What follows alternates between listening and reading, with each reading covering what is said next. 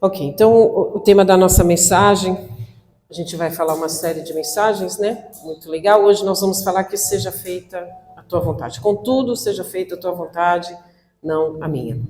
E esse texto está em Mateus 26, depois vocês podem ler em casa. Eu vou ler de 26 a partir do 38. E Jesus está no Getsemane, em oração.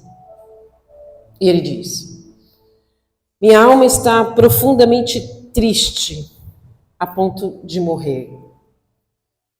Ele está dizendo, a minha alma está profundamente triste. Quem está triste? A alma. Os sentimentos. O ser. E ele disse, fiquem aqui e vigiem comigo. Ele deixa os três, né? Avançou um pouco, sozinho, curvou-se, com o rosto no chão e orou. Meu Pai. A tradução em hebraico, a tradução em aramaico é Abba Pai. Paizinho. O maior nível de intimidade com Deus Pai. E ele disse, Abba Pai, meu Pai, se for possível, afasta de mim este cálice. Contudo, que seja feita a tua vontade, não a minha. Depois voltou aos discípulos e os encontrou dormindo. Vocês não puderam vigiar comigo nem por uma hora? Disse ele a Pedro. Vigiem e orem, para que não cedam à tentação. Pois o espírito, e a palavra espírito aí está em E minúsculo, ok? Que é o espírito do homem. É o espírito dos discípulos. Pois o espírito está disposto, o espírito está pronto, mas a carne é fraca. Então os deixou pela segunda vez e orou. Meu Pai, Abba Pai, se não for possível afastar de mim este cálice, sem que eu o beba, faça-se a tua vontade. Amém, queridos?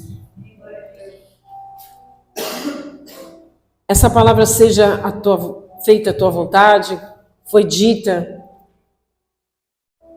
pelo Pai Nosso, o Senhor ensinando os discípulos a orar, né? Ele ensinou os discípulos que deveriam pedir, venha a nós o teu reino, seja feita a tua vontade.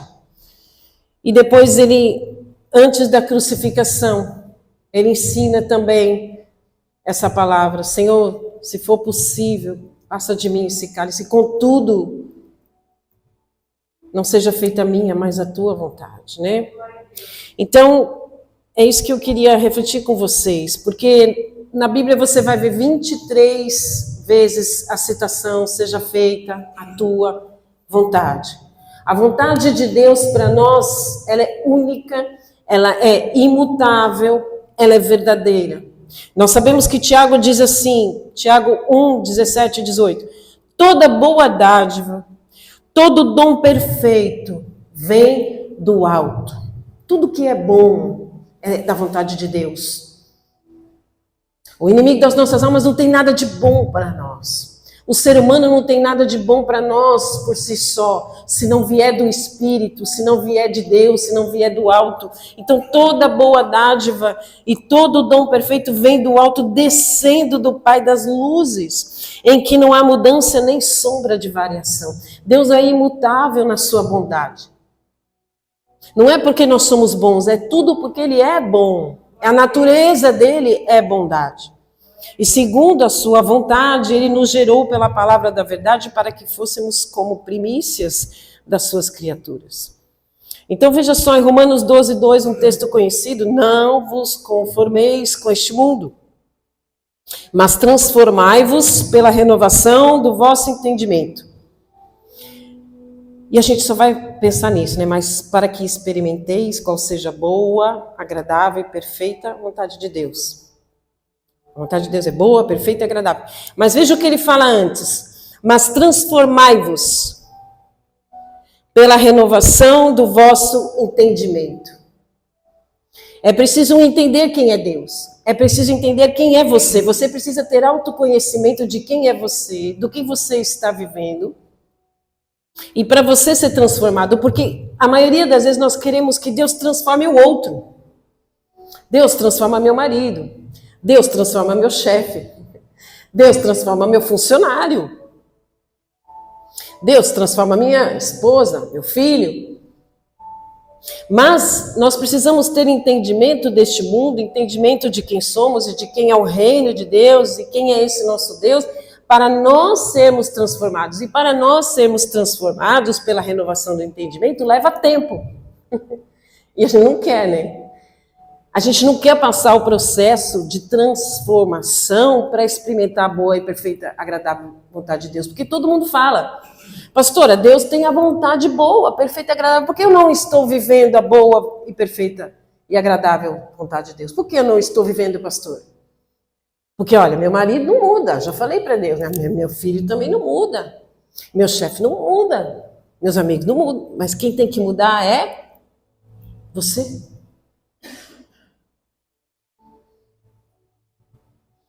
E essa é a vontade de Deus, que a gente seja renovado no entendimento do que nós estamos vivendo, mas a gente não se preocupa, a gente se preocupa que Deus está fazendo tudo, e a gente vai tocando a vida, e vai trabalhando, e vai ganhando dinheiro, e vai tentando ganhar mais dinheiro, e tentando ganhar mais dinheiro, e tentando trabalhar mais, até que um dia acaba, e a porta fecha, e a gente não tem mais chance de ser renovado ou ser transformado, porque o tempo passa. E a gente fala, poxa, não deu mais tempo de fazer isso. Eu não tenho mais tempo de arriscar, porque eu estou mais velha. Eu não tenho mais tempo de casar, porque eu estou mais velha. Eu não tenho mais tempo disso, estou mais velha. Então, por isso, aproveite o tempo presente. O tempo presente de você viver essa verdade, essa boa, perfeita e agradável vontade de Deus é hoje, quando você busca o entendimento e busca a renovação da sua mente. É uma decisão importante. É uma decisão queimar as carroças, como Eliseu fez. É uma decisão de que você deixa tudo para trás, faz as pazes com o passado, ok, não deu certo ali, não é isso que Deus quer um outro propósito, ok, tudo bem, faço as partes, perdoo quem passou e sigo para o alvo, vivendo a vontade de Deus, porque aí na vontade de Deus é que eu vou viver aquilo que é perfeito, ela é perfeita para você. Você sabe aquela coisa estava falando do Lego, né? Encaixa perfeito. E a sua vida começa a encaixar tudo perfeito. Começa a fluir tudo perfeito. Essa é a vontade de Deus. Então, quando as coisas não estão perfeitas, encaixadas, e que você flui, e que a sua vida é leve. Não, mas a senhora não sabe o que eu estou passando aqui na tribulação. Mas toda a tribulação é leve e... Sorria, crente. Toda tribulação é leve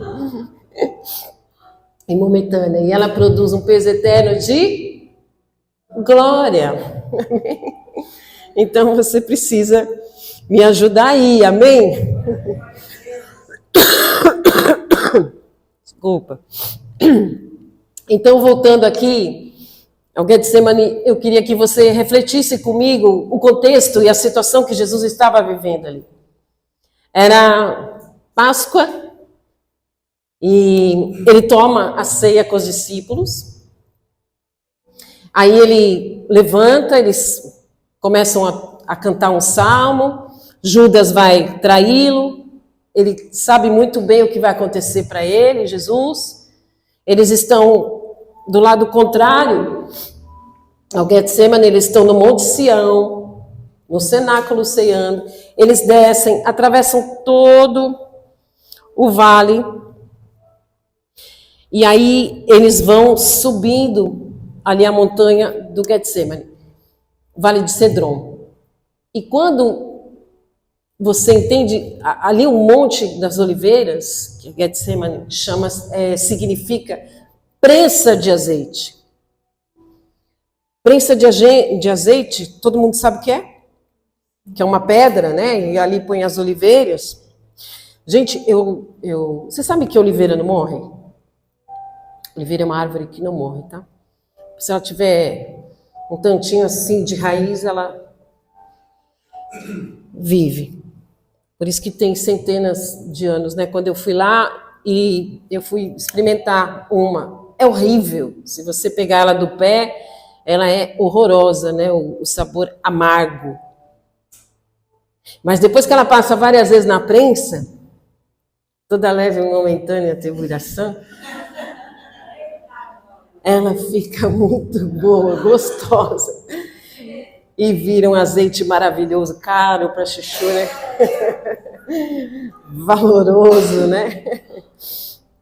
Então, às vezes é necessário para passar nessa prensa das dores, para que a gente seja transformado.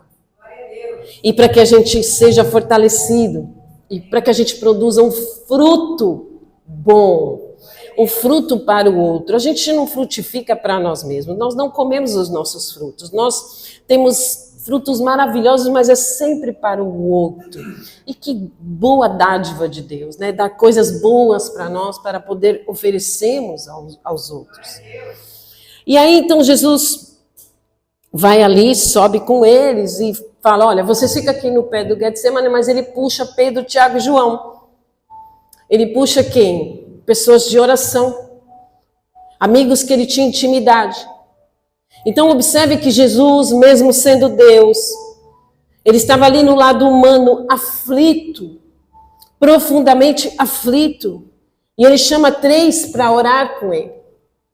3 que caminharam com ele durante 3 anos e falou ali, chega num lugar e ele fala, olha, vocês 3 fiquem aqui, intercedendo por mim, vocês me ajudem em oração, e eu vou me afastar um pouco ali, porque eu vou orar. Então você tem ideia do Deus divino, que pede oração para os amigos, porque a sua humanidade estava sendo explícita ali. A sua alma, a alma de Cristo estava em profunda aflição.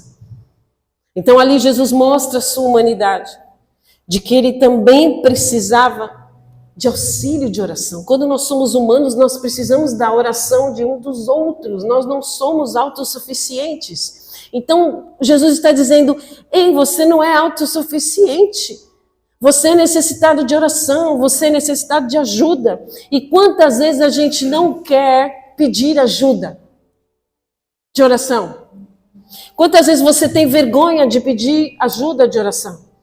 Porque você tem vergonha de dizer o que vão dizer, o que vão falar. Se descobrirem que eu estou passando por isso, eu não quero demonstrar que eu estou fraco, eu não quero demonstrar que não dei certo. E a gente começa a se culpar e a gente começa a se achar fracassado. Mas isso não é verdade, são propósitos, são fases, são ciclos nas nossas vidas de transformação, são ciclos de ensino. A leve e momentânea tribulação, as aflições, elas produzem o ensino. O tempo do processo é maravilhoso, é um grande instrutor na nossa vida, o tempo. O tempo é uma grande resposta das nossas dúvidas, do que a gente está seguindo, do que a gente está fazendo. Então nós precisamos administrar a nossa ansiedade do tempo, nós precisamos administrar daquilo que estamos passando. Porque a vontade de Deus é boa, então Ele não vai deixar que aquilo sobressaia sobre a sua vida. Preste atenção no que eu vou te falar. Nenhuma tribulação, nenhum ataque maligno tem autoridade para te destruir. Nenhuma tribulação vai te destruir, porque você tem um que é o teu dono, que te ama e que morreu por você.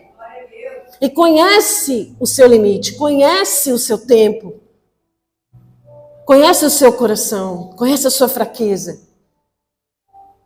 E ainda que ele esteja muito em silêncio, como Deus se mostrou em silêncio no Getsemane, Ele está perto. Ele está com você. Não é porque Deus aqui não respondeu para Jesus.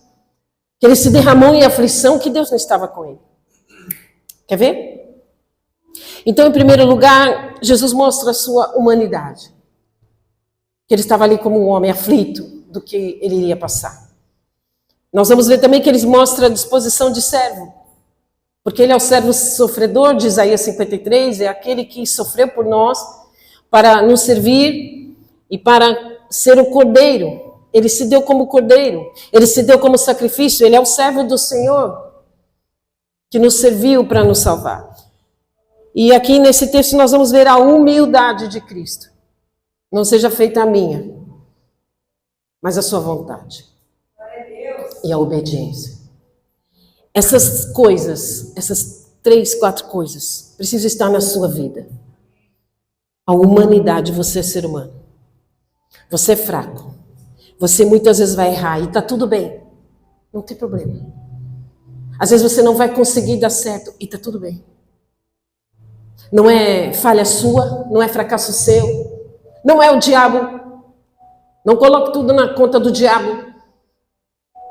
Coloque na sua conta. Lembra? Quando a gente muda, tudo muda. Quando eu me transformo, a vida me transforma também. Quando eu mudo meu entendimento, eu entendo as coisas diferentes, eu consigo discernir o que é para mim, o que não é para mim, eu consigo jogar fora aquilo que não é para mim, e eu consigo ter uma vida abençoada. E nenhuma tribulação pode te assustar, a ponto de você achar que você vai ser destruído ou que o mundo vai acabar. Porque é alguém que morreu por você para ele completar a boa obra que ele começou na sua vida. Amém, glória a Deus. Amém? Glória a Deus. Então, Jesus estava ali em profunda aflição. Quando ele vai a primeira vez, ele se coloca de joelho? Sim. Na verdade, ele se lança no chão. Aquele filme A Paixão de Cristo, do Mel Gibson, vocês assistiram? Ali retrata muito bem, porque ele se joga no chão, de profunda aflição, e ele chora compulsivamente. Jesus chora compulsivamente, em desespero. Por quê, pastora? Porque ele não queria passar por isso? Não, ele queria. O tempo todo Jesus disse, eu vou para a cruz. É por isso que eu vim para ir para a cruz, e eu vou para a cruz. Mas ele sabia a dor que viria de estar separado do Pai. Esse cálice da ira de Deus, em que ele estaria momentaneamente separado. Mas a Bíblia diz que Deus se agradou em moê-lo. Era a dor do meu pecado, do seu pecado. A dor daquilo que nós fizemos, estamos fazendo hoje e vamos fazer sempre. Daquela humanidade que estava ali presente, dos pecados daqueles que estavam ali, daqueles que já tinham existido e daqueles que viriam. Você pode imaginar o peso do pecado. Se você acha que os seus pecados foram muito fortes, que os seus pecados foram muito grandes, ou de muitas pessoas que você conhece as histórias, que foram terrivelmente pecadores e que hoje são cristãos, glória a Deus, mudaram de vida, glória a Deus. Mas Cristo morreu pelo pecado dele também.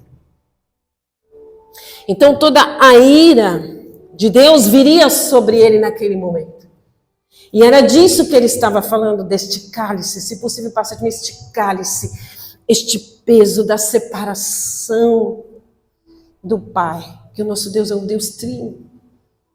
Eles vivem juntos em comunidade, como unidade também.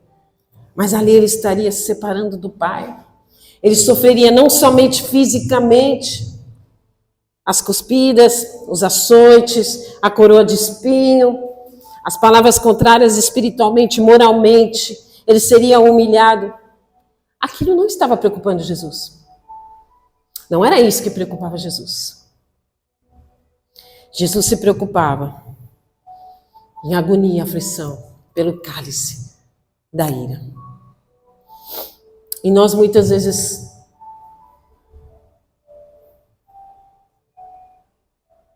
com coisas tão problemas tão ínfimos, a gente quer fugir. A gente quer fugir da nossa cruz.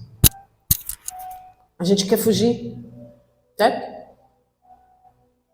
Não, pai, eu não quero viver esse problema no meu casamento. Afasta de mim esse cálice, eu não quero separar. Não, Deus, eu não quero esse emprego mais aqui. Afasta de mim esse emprego, afasta de mim esse chefe, afasta de mim esse funcionário, afasta de mim esse trabalho, afasta de mim isso. Quando Deus está falando, Pai, Senhor, eu estou com você. Glória a Deus. Eu te fortaleço, eu sou contigo. Não temas. Como assim você não quer viver alguns problemas que você quer que eu afaste? Porque se você enfrentar esses problemas junto comigo, você vai ver que eles não são tão cabeludos quanto você acha. Quando você olha para trás, queridos, que você viveu alguns problemas que você achou que não ia aguentar, quem que já viveu isso? E você aguentou e você disse até que não foi tão difícil. Ok? Glória a Deus. Hoje você sorri. Olha lá, tá sorrindo. Foi legal aquela tribulação, não foi? Eu acho ótimo. Tem umas tribulações que eu acho muito legais que Deus faz. E que aí a pessoa é tão transformada, fica tão maravilhosa, fica tão forte, tão legal, que eu acho muito sensacional. Vocês não veem quando vocês me ligam e falam, pastora, eu estou passando isso. Não, não fica assim triste não, amado. Vai dar tudo certo. Porque eu sei que é um trabalhar de Deus. Porque eu sei que Deus está cuidando de vocês. Porque Deus está transformando vocês. Está dando uma vida melhor. A vontade dele é boa e agradável para vocês. Né? Mas eu choro também com vocês. Eu também me alegro com vocês. Eu sinto as dores de vocês. Mas eu sei que Deus sempre vai ter um final feliz. E que o processo é dolorido mesmo. Ok? Porque todos nós passamos por esses processos doloridos. Então Jesus, ele não estava querendo fugir da cruz, não. Ele estava falando, eu sei, mas é que está sofrido. E ele então, a segunda vez vai encontrar os meninos. Os meninos estão fazendo o quê? Dormindo. E ele fala, poxa, vocês não podem orar por mim? Eu estou ali agoniando. O que acontece? Em Lucas 22, vocês vão depois dar uma olhada nisso. Jesus manda um anjo, Deus Pai manda um anjo para Jesus, para reforçar a oração, para estar junto com Jesus. Veja o amor do Pai. O amor do Pai que estava ali com ele para que ele fosse para a cruz, para moê-lo, mas viu a aflição e a agonia que os meninos não puderam orar, os meninos não vigiaram, os meninos não estavam com Jesus, tinham caminhado 3 anos, mas não intercederam porque eles estavam na carne, cansados, dormiram.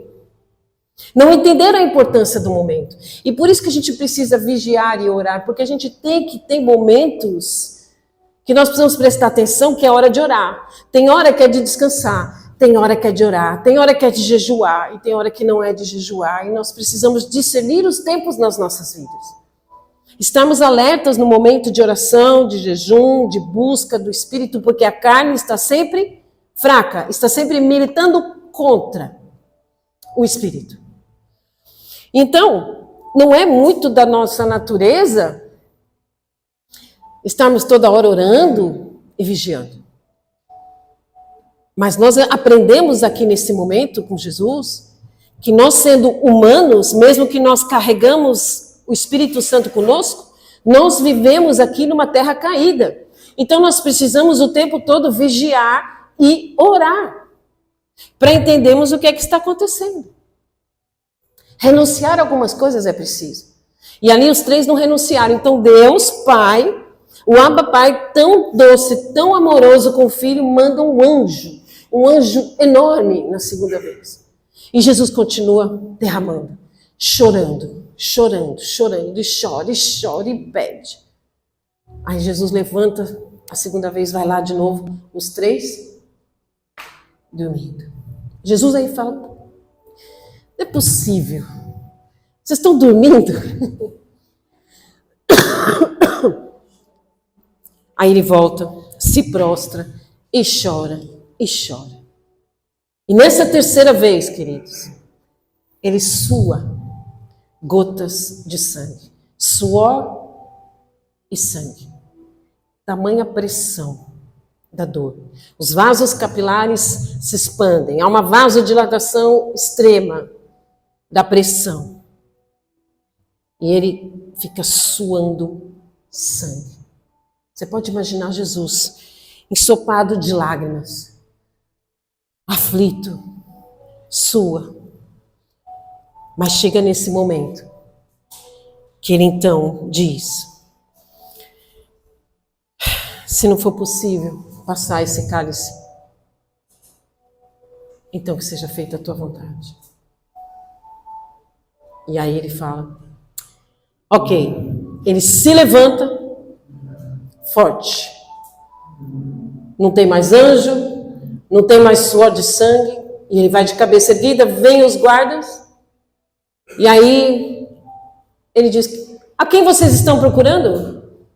Jesus de Nazaré, sou eu. Ele vai até onde, como chama, até onde mora Pilatos,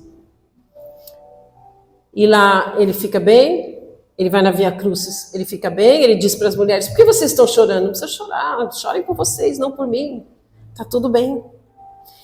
Porque ele lutou em oração. Mas ele entendeu que era da vontade de Deus que ele fosse. Mas ele orou tanto que ele se preparou para esse momento. Ele se preparou para esse momento. Então tem momentos, queridos, que nós vamos ter que nos preparar para esses momentos de tribulação. Que muitas vezes não vamos fazer o que nós queremos. Nós não vamos viver o que nós queremos. Nós vamos viver coisas que nós não queríamos viver. E não é preciso você perguntar por que você está vivendo isso, mas é que você entenda para que você está vivendo isso. Não adianta a gente querer ficar, não, pastor, mas por que eu estou vivendo isso? Mas por que aconteceu isso comigo? Foi porque eu fiz isso, foi por aquilo, o passado já ficou para trás. Tudo se faz novo, viva aquilo que Deus tem para você hoje. Mas eu não queria ter vivido 2.000 vezes, eu não queria ter perdido não sei o quê. Ok, passou. Agora viva e encontre o seu propósito. Encontre a boa, perfeita vontade de Deus agradável para que você flua naquilo que Ele tem para você. Flua na sua vida. Torne a sua vida leve. Torne a sua vida frutífera com Deus. Entenda, renove o seu entendimento daquilo que Deus tem para você. Porque você tem um valor imenso. Você tem um valor imenso porque Ele morreu na cruz por você. Para te salvar. E outra coisa, que eu queria que você entendesse, muito importante, o perdão dos seus pecados é como se você tivesse uma vida de $1 milhão no banco, ok? Quem gostaria de ter uma dívida de $1 milhão no banco? Chega Jesus ali e ele paga a dívida, ok? Ele deposita $1 milhão. A dívida está paga. Você não deve mais nada. A sua dívida foi perdoada. Mas a Bíblia diz que o Senhor é justo juiz, que justifica a sua vida. Então, essa justiça de Deus, porque a ira, o juiz fala assim, olha, ele é pecador. Se ele é pecador, então a sentença é a ira de Deus sobre ele, sobre esse pecado. Jesus recebeu a ira por você, pagou a conta, pagou $1 milhão. Mas, quando ele paga, ele acredita no seu banco crédito eterno. A vida eterna. A justiça dele é que ele te justificou. Não só perdoou, mas justificou. Ele te dá vida eterna, crédito eterno. Aquilo que você precisa acessar, você tem crédito eterno. Amém? Me aplaude aí o Senhor. Me ajuda aí. Cara, isso é demais. Há uma sentença de ira sobre nós, porque o pecado é completamente contrário a Deus. Então existe a ira de Deus da rebeldia do homem. da desobediência do homem. Então a ira viria sobre mim e sobre você. Mas Jesus pagou $1 milhão lá na conta. E deu vida eterna e abundante. E a vontade dele para nós continua eternamente boa, eternamente perfeita, eternamente agradável. Ok? Então, isso eu queria que você refletisse comigo. Deus mandou o anjo. Quando você muitas vezes está triste, chorando, em agonia, Deus manda os anjos dele para orar com você. Deus manda reforço na nossa vida. E nós precisamos ter esse hábito de buscar em oração. Cada vez que você disser, olha, eu não consigo, Deus, manda reforço para mim, Ele vai mandar. Deus, eu não quero passar essa tribulação, Ele vai mandar reforço. Vai te fortalecer. Aquilo que você está sentindo peso, que você acha que é o inimigo, que você acha que é uma opressão, não, muitas vezes é a sua alma.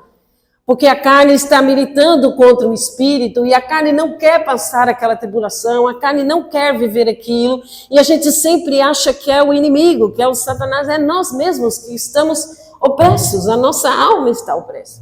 O diabo aproveita? Aproveita. Mas nesse momento, se você entender quem você é mesmo, a autoridade que você tem, o amor que você tem, o sacrifício que foi feito comigo, pensa comigo, o sacrifício que foi feito pela sua vida e de todas as tribulações que você passou, elas não te mataram.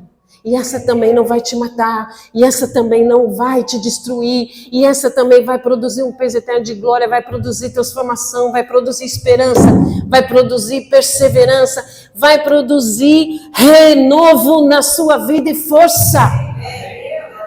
Você vai se tornar uma pessoa forte, você vai tornar uma pessoa erguida, uma pessoa que não teme as tribulações, não temem o que falam sobre você. Ah, você agora vai ser condenado, você agora vai perder não sei o quê. Ah, tem uma revelação para você que o diabo está se levantando, que vai acontecer. É mentira! Porque a vontade de Deus é sobre a sua vida. A vontade de Deus é muito maior do que a força do inimigo. E ninguém pode ir contra a vontade de Deus. Quando Deus determina, não há quem feche a porta, não há quem destrua, não há quem possa impedir. Agindo eu, quem impedirá? Se Deus é por nós, amém, igreja? Sorria. Amém. Estamos terminando, amém? Então, é isso, queridos. Quando você lembre de uma coisa muito importante, na humanidade de Cristo, ele se curva. Ele tinha uma tribulação, ele se curvou. Se curve a Jesus Cristo, não às tribulações. Não fique olhando a tribulação como uma coisa horrorosa. Se curve a Jesus Cristo. Se curve a Ele. Não tenha vergonha de pedir ajuda. Não tenha vergonha de se prostrar. Não tenha vergonha de dizer que você está passando uma prova que você não está aguentando. Porque o corpo de Cristo é para isso. Jesus levanta o corpo de Cristo para orar. Jesus levanta anjos para te sustentar. Jesus levanta alguém para te abençoar com tantas coisas. Até o ímpio, o Senhor levanta para nos ajudar. Ok? Então, vamos orar agora. Ficar em pé para orarmos. E lembrando que aqueles que são guiados pelo Espírito Santo, não pela carne, como estávamos falando aqui com o Lauci. Aqueles que são guiados pelo Espírito são aqueles que verdadeiramente perdoaram aqueles que nos fizeram mal. E aquele que é guiado pelo Espírito, que alcançou o perdão de Cristo, perdoa. Aquele que foi alcançado pelo perdão, perdoa a gente. Sabia? Aquele que é verdadeiramente salvo, não deixa Cristo. Porque tem pessoas que falam, olha, fulano veio, se converteu, aceitou Jesus, mas imediatamente já voltou para o mundo, voltou para o crime, voltou para as drogas, acabou preso, acabou morrendo. Ele foi salvo? Aquele que é verdadeiramente salvo não deixa de Jesus Cristo. Aquele que é verdadeiramente salvo busca transformação. Ele fica um tempo lutando contra a carne, mas ele busca, ele cai, ele levanta, mas ele está aqui, ele está buscando a palavra, ele está buscando oração. Ele não deixa Jesus. Então, o verdadeiramente salvo é aquele que foi alcançado por Cristo e tem o perdão do pecado. E aquele que perdoa, o salvo perdoa. Aquele que é guiado pelo Espírito é aquele que é guiado pela graça. E aquele que é guiado pela graça retribui graça. Eu recebi favor, eu retribuo o favor. Mas aquele que é guiado pela carne é guiado pelo ódio, pela ira, pela vingança. Retribui com vingança. Nós não somos esses, amém? Então, nós, assim como fala em Hebreus 4,15, nós temos um sumo sacerdote que se compadece das nossas fraquezas. Glória a Deus. E ele passou todo tipo de tentação e não pecou. Amém? Senhor, nós te louvamos e te agradecemos por essa palavra. Que a gente possa buscar o Senhor, Pai, em espírito e verdade, adorar o Senhor em espírito e verdade, Senhor. Nós somos agraciados pelo teu sacrifício. E nós, então, Senhor, caminhamos na graça e distribuímos também graça, Senhor, para o outro. Pai, em nome de Jesus, conduza a nossa vida na tua perfeita, agradável e boa vontade, na tua vontade, Senhor, mesmo que a tua vontade às vezes seja, Senhor, momentaneamente passarmos provas e tribulações para sermos transformados, aprendemos. Senhor, nos conduz com reforço de anjos, nos conduz com reforço, Senhor, da fé, fortalece a nossa fé, fortalece o nosso dom de fé, Senhor, em nome de Jesus, porque nós sabemos, Senhor, que muitas vezes nós nos encontramos fracos, mas em Ti nós encontramos a força. Na oração nós encontramos a força. Na Tua palavra nós encontramos a força. Na Tua presença nós encontramos a Tua força. Por isso nos conduz, nos protege de todo o mal. Nos livra do engano, nos livra da mentira, Senhor. Nos livra dos falsos mestres que ensinam tantas coisas que não vêm de Ti. Por isso nós queremos ter discernimento do que vem do Senhor, do que não vem do Senhor. Em nome de Jesus Cristo, Senhor, prospera as nossas atividades, prospera, Senhor, o trabalho das nossas mãos, mas queremos ser perdoadores. Queremos ter como Senhor, Pai, se compadecer do próximo. Queremos amar o próximo e crer, Senhor, que o Senhor está cuidando de tudo. Porque, Senhor, nenhuma injustiça ficará sem a Tua justiça. Nenhuma injustiça ficará sem a tua justiça. E nenhuma tribulação tem autoridade de nos destruir, Senhor. Porque o Senhor é o nosso Senhor, é o nosso Salvador. É aquele que redimiu, morreu na cruz por nós, Senhor. E nós te damos glória, graça, por tudo que o Senhor tem nos ensinado e nos instruído.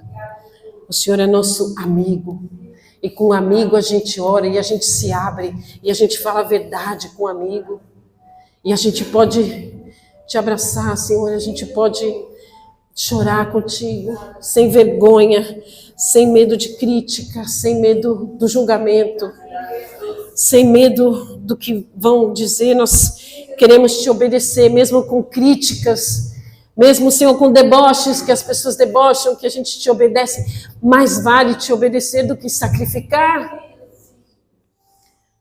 Cordeiro Santo, nós sabemos que, ainda que a nossa vida, Senhor, esteja um caos, o Senhor fez do caos a terra maravilhosa e fez o homem e a mulher e fez tudo perfeito. Do caos o Senhor faz tudo perfeito. E nós sabemos que o Senhor sempre nos ouve. Ainda que o Senhor fique em silêncio, o Senhor tem nos escutado. O Senhor tem ouvido o nosso clamor e obrigado porque nós sabemos que o Senhor está trabalhando. Obrigado, Senhor, por esse tempo, Senhor. Obrigado, Senhor, por esse tempo. E nós sabemos que toda leve e momentânea tribulação produzirá um peso eterno de glória. Amém. Glória a Deus. E que nenhuma arma forjada prevalecerá contra nós. Porque o Senhor é por nós e ninguém será contra nós. Seja louvado e adorado Jesus Cristo, nosso Senhor, nosso Salvador. Aplauda o Senhor.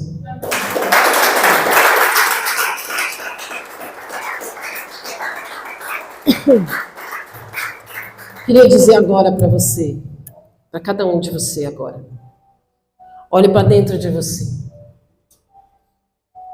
De tudo que você já passou. Os piores momentos que você passou. Os seus dias de maior treva. De maior dor que talvez você tenha sido rejeitado. Talvez você tenha sido traído.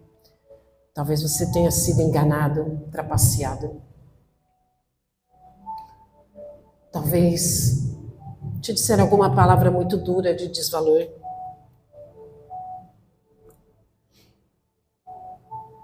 Eu oro agora para que você corte e queime essa carroça. Amém, Jesus. Queime essas carroças, queime essas palavras no Espírito. Elas não têm mais poder contra a sua vida. Elas não têm mais efeito contra a sua vida. E nesse dia de maior dor, Jesus estava lá. E Jesus está aqui agora. E Ele está aí com você. E Ele está dizendo: esqueça as coisas que se passaram. E viva um novo tempo da minha boa, perfeita e agradável vontade. Não há nada que possa te tirar das minhas mãos. Não há nada que possa tirar você do meu caminho, a não ser que você queira. Portanto, o que Jesus está pedindo hoje, para que você viva a vontade de Deus, a boa, perfeita e agradável, é que você queime essas carroças e venha viver o propósito de Deus para você. Venha fluir o propósito de Deus para você. E Ele está dizendo: filho, filha, eu te amo.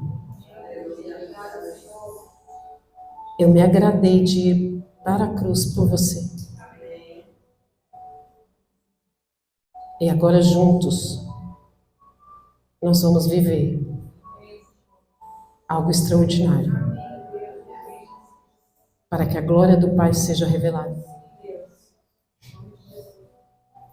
E agora eu te abraço e digo: confia, apenas confia e apenas obedece a minha palavra, porque a sua vida vai mudar. Em nome de Jesus. Amém. Que o amor de Deus, a graça do nosso Senhor Jesus Cristo estejam com todos e todos digam: amém. Deus os abençoe.